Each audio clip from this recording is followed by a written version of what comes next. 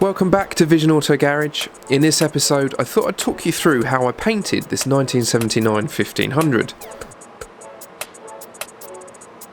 The restoration has taken a couple of months to this point, with holidays and smaller jobs in between. And the last 10 days have been prep work, and a lot of it. The whole body has been sanded with 400 grit on a DA. Any areas that cut through the primer were re-primed and flatted with 800 grit wet by hand. I've wiped everything down with degreaser 3 times and run over it with a tack cloth to pick up any last bits of dust. As you can see, I don't have a paint booth, this is just my workshop. I've made a good sized space and moved the car in front of my 2 large extractor fans, which are adequately filtered for 2-pack paint. I hope this video shows that if you prep well and take time to control your environment, you can get fantastic results without a booth. Of course, if I had a choice, I'd be in a booth. They make everything easier and quicker. As it is, my fans clear the atmosphere at a steady rate considering the volume they have to pull. I've wet the floor to keep any dust from lifting up as I spray. Temperature is crucial for adequate curing times, and I try to keep to 20 degrees Celsius. For PPE, I'm using a Scott Safety Pro Mask respirator with an ABEC 2 P3 combined filter. I'm using gloves and I'm well covered up. For this first base coat, I'm putting down a dust coat around the edges and gaps and then building it up on larger areas. I'm not looking for full coverage yet. I'm mixing my base coat 1:1 with MIPA V10 2-pack thinners. The cup holds 600ml nicely, so that's 300ml of base and 300ml of thinner. This Ferrari Grigio Ferro 702 colour covers really well, and I'll get a good coat from one cup, which makes the process nice and simple. Air pressure is around 25 psi, and the fan and fluid on my DeVilbiss GTI are fully open.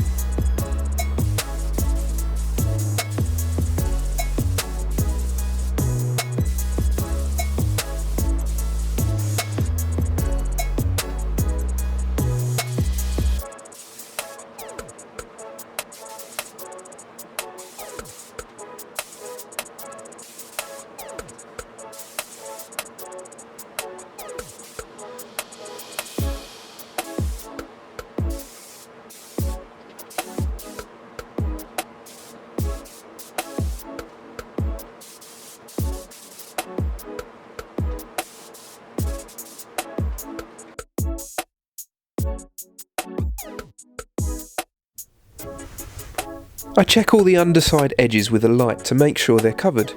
It all looks good, but if I'd missed anything, I'd be making a mental note to give it another dust over at the start of the next coat. I gave the first coat 10 to 15 minutes to flash off. I didn't watch the clock but kept an eye on the paint. Once it was matte all over, it's time for another coat.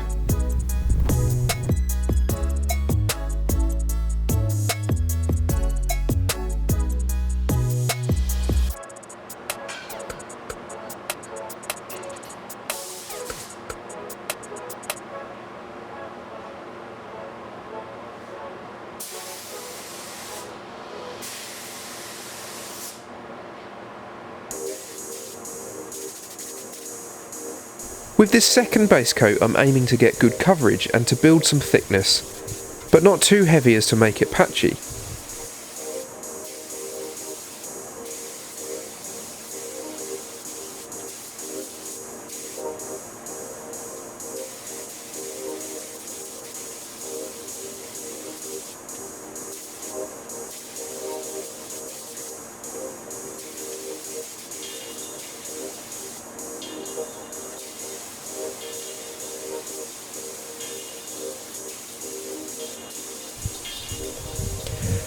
was a little close on the rear wing, and you can see some patchiness before it flashes off. This would be an issue if this were the last coat, but with a couple more to go I'll be able to get a consistent finish.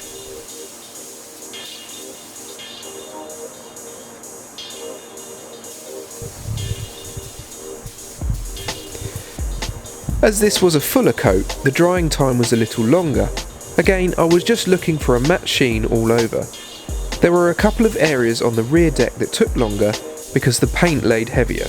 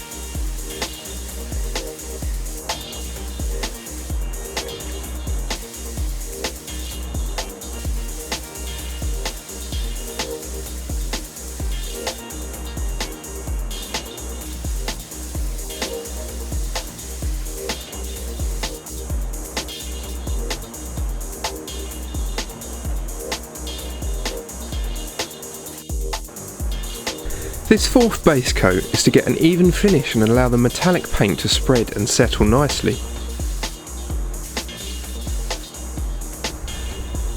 I'm holding the gun further away, using the full width of the gun's fan. This coat doesn't look wet when it goes on.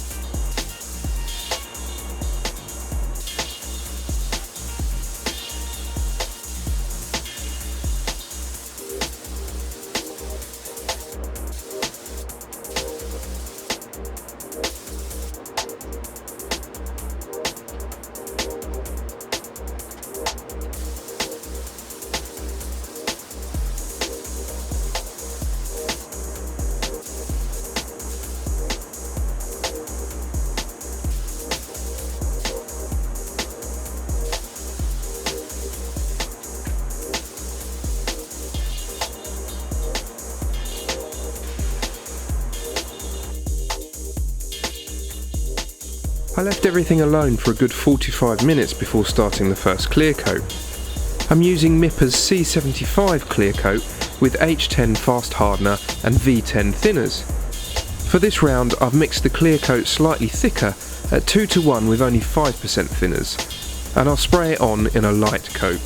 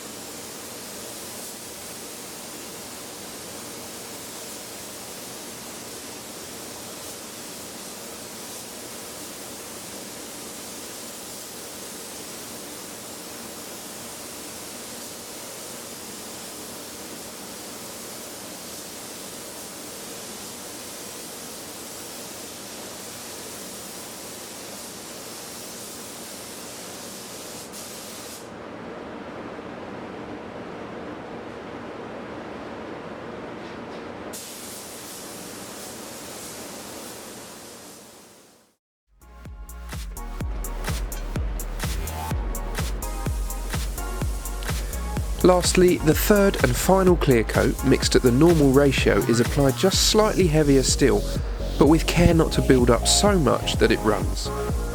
Thankfully, I had no such issues and it went on beautifully.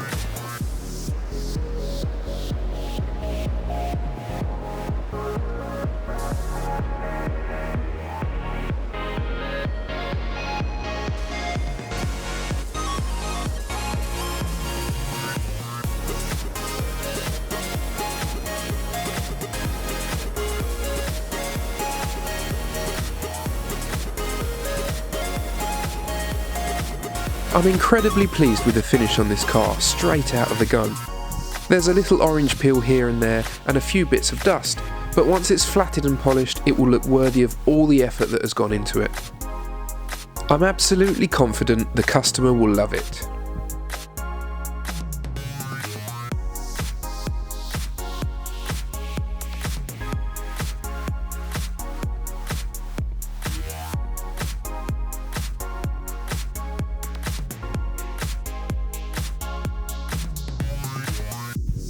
If you've enjoyed this video, please do like and share. It helps the channel grow and motivates me to keep going. Be sure to check out our Facebook and Instagram on the links in the description for more regular updates. Thanks for watching.